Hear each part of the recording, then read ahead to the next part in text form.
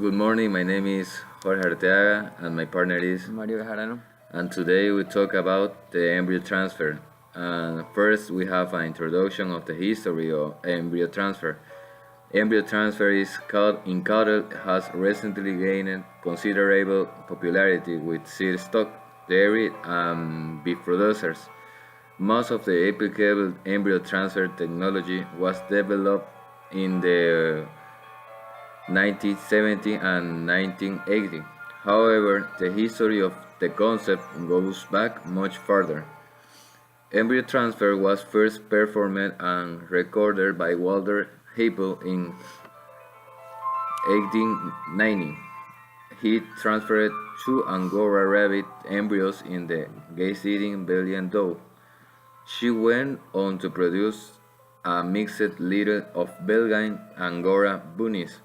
Embryo transfer in food animals began in 1930 with sheep and goats, but it was not until the 1950s that successful embryo transfer were reported in cattle and pigs by Jim Rawson at Cambridge, England.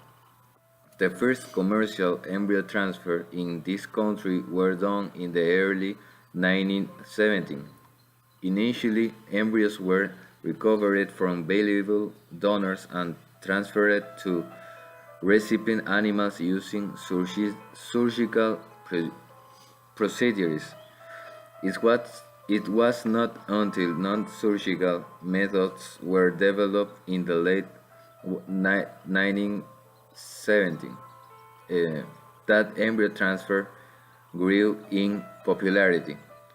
Why consider embryo transfer in cattle? To respond this question, the reproductive potential of each normal newborn calf enormous. There are estimated in potential eggs or ova in the female and countless billions of sperm produced by each male. By natural friending, only a fraction of the reproductive potential of an outstanding individual could be released. The average herd bull will sire 15 and 17 calves per year, and the average cow will have one calf per year.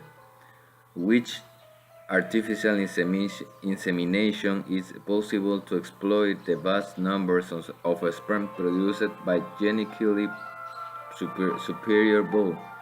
However, the reproductive potential of the female has been largely unutilized. She will produce an average of 8 to largely 10 calves in her entire lifetime under normal management. Programs like artificial insemination has done for the bull. Embryo transfer is the technique that can greatly increase the number of offspring that a genetically important can produce. How is embryo transfer performed on cattle?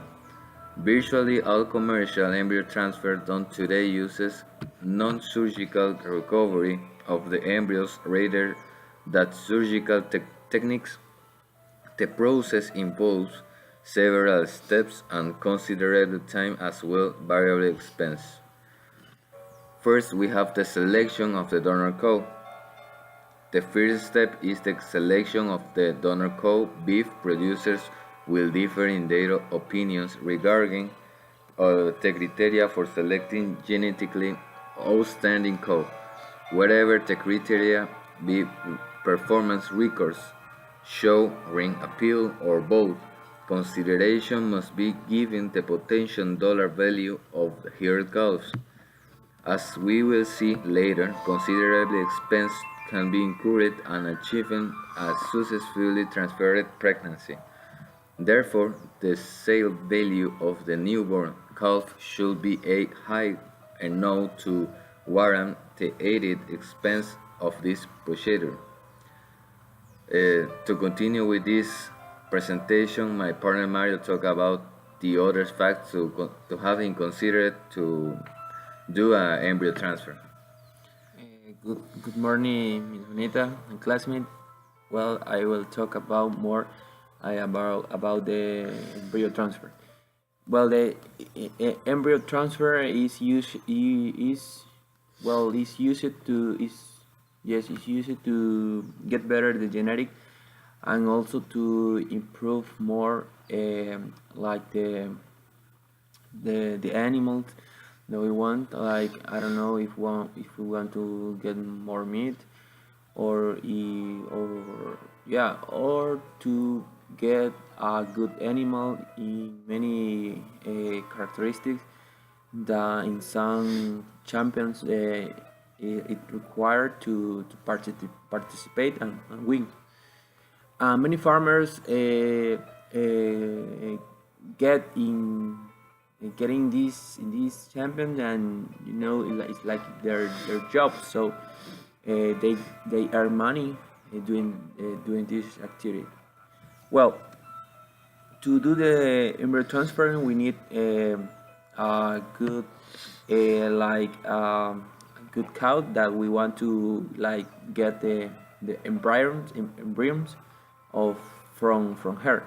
So we have a cow that need is with a high genetic and that it's good like a mother, and also well the mother it needs to be like the other cow that we want to like uh, in the like take like I don't know, using like I don't know the word, but it's like the mother. Okay, so the embryo will be inside of the other cow. So in a time in a few months, we are gonna to get a result, and we have to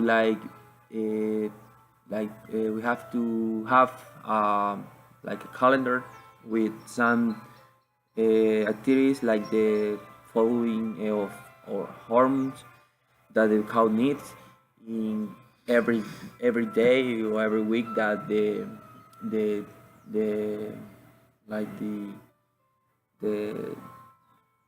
the process that needs that this system that it's a embryo transfer.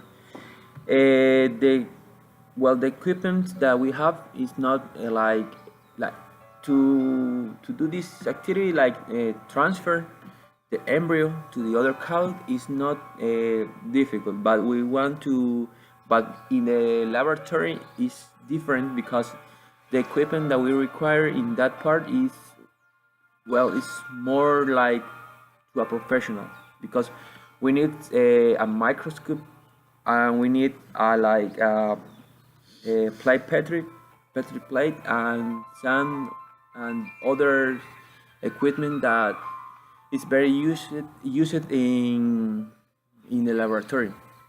But in the moment that we are going to the country, we just need like some plastic equipment that is not expensive, and later we have to take care of the cow in the moment of we are transferring the embryo. Well, the good result of this system that is transfer embryo is good because uh, we can like take many embryos from a cow of a high genetic and putting in different cows like I don't know 100 cows, and we can get in a few months uh, shelves that is we know you know that they are with a good I don't know percent of meat or milk, and it's very good for the farmers because they will not wait more time that the cow get born and another shelf. because with just one cow, we can get more shells with high genetic. Well, Miss, this is the end of our presentation about embryo transfer that we are going to talk about in our discovery project with Dr. John Jairo Hincapié. Jairo Capi. Yes, Miss. Thank you.